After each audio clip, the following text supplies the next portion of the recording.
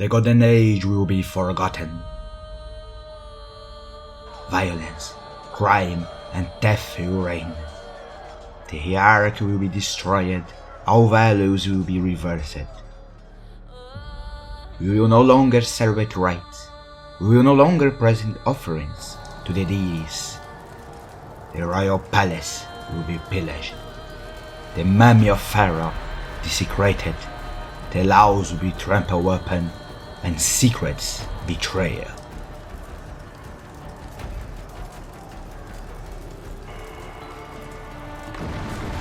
But some will refuse so many misfortunes, and hope you will be reborn as soon as they remember the true values. If Pharaoh is aware of his duties and honors Maat, the time of happiness will return.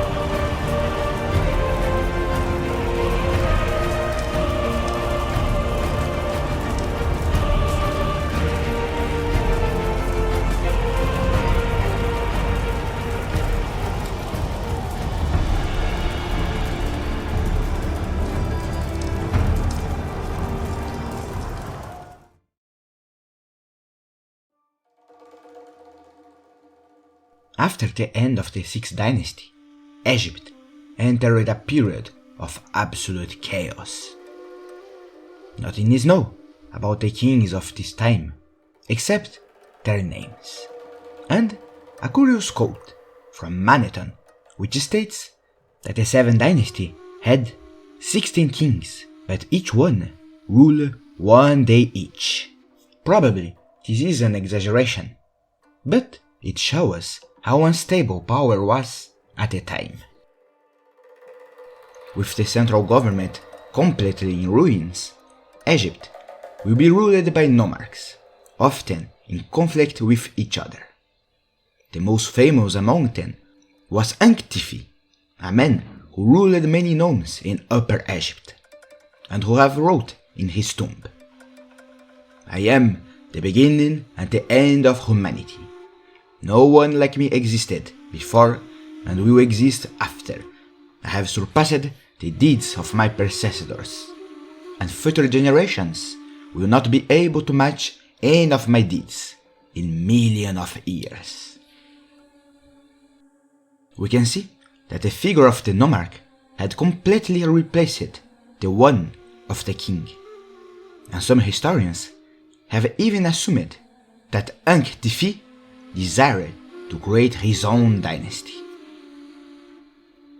On the artistic level, Egypt will go through a rather fascinating period where the craftsmen will be free from the monopoly of the royalty and will try to innovate their artistic goals.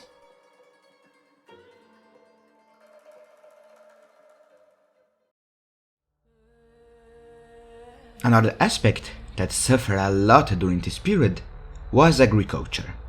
The peasants were very dependent on a central power capable of organizing them.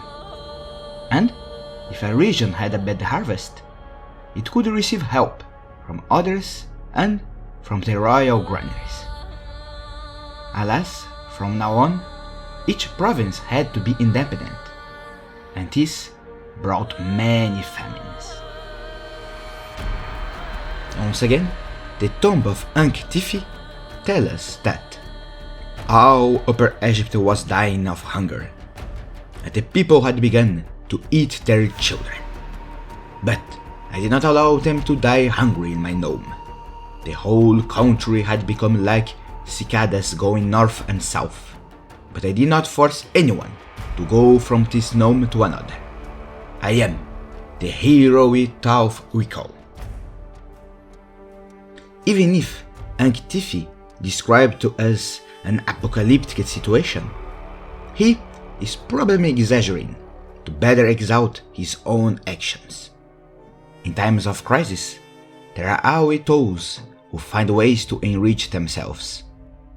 Some gnomes were more powerful and stable than others, and the work of Steben Seldmeyer shows us that there was even economic prosperity during this period.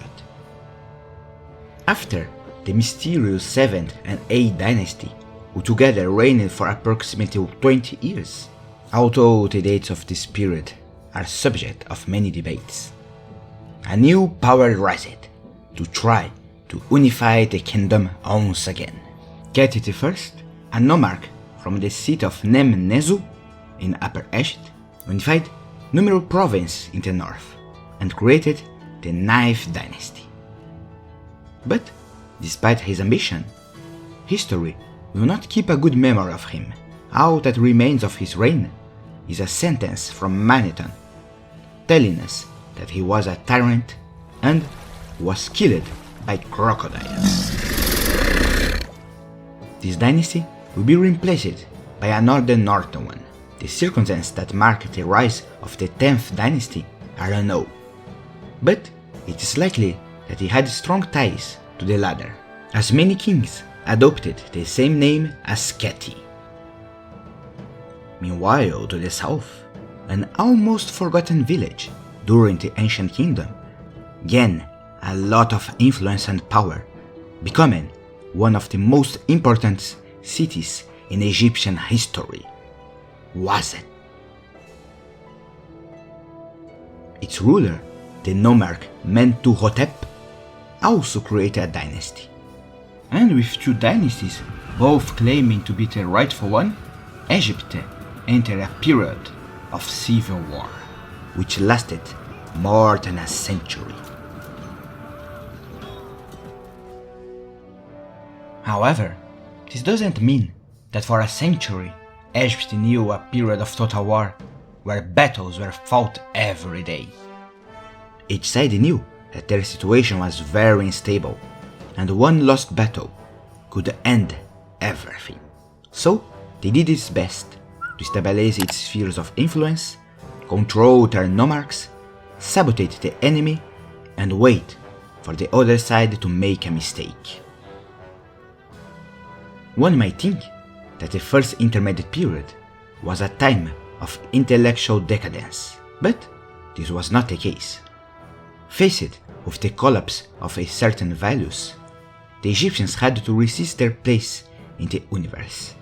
Many wisdom texts were written in an attempt to create a new morality for these troubled times. Among these wisdom texts, the most famous and the only that we can still read today are the teachings of Merikare, a fascinating text supposedly written by the king Merikare himself, recounting the lessons that his father Khet III passed on him.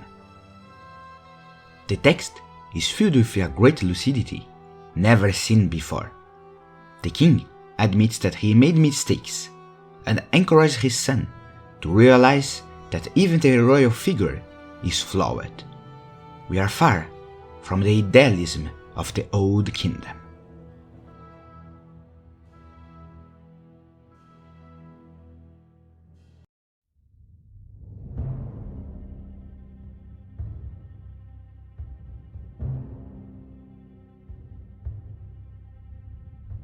Do justice, that you may live upon earth.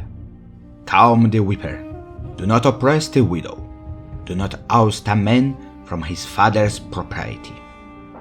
Do not degrade magnates from their seats. Beware of punished wrongfully.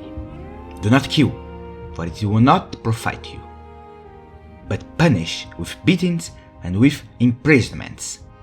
For thus the land will be set in order, excepting only the rebels who has conspired.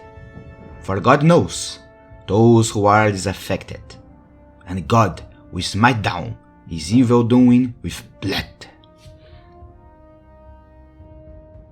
Of course, the constant violence and injustice had a big impact on the way Egyptians see the world.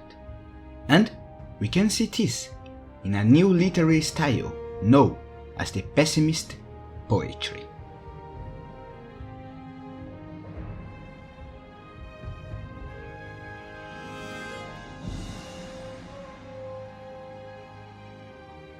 Death is in my eyes today, like healing for a disease, like going out after suffering.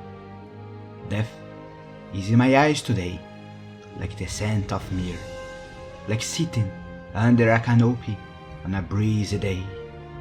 Death is in my eyes today, like the scent of the lotus. Death is in my eyes today, like a man's desire to see his home again after long years of captivity.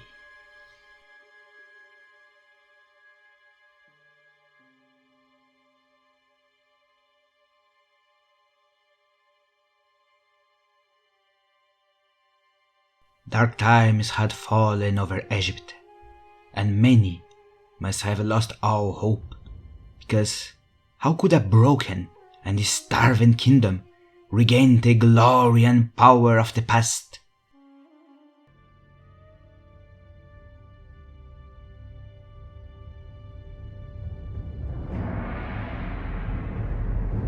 However, the night is always darker before the morning, and the dawn of a new age was near.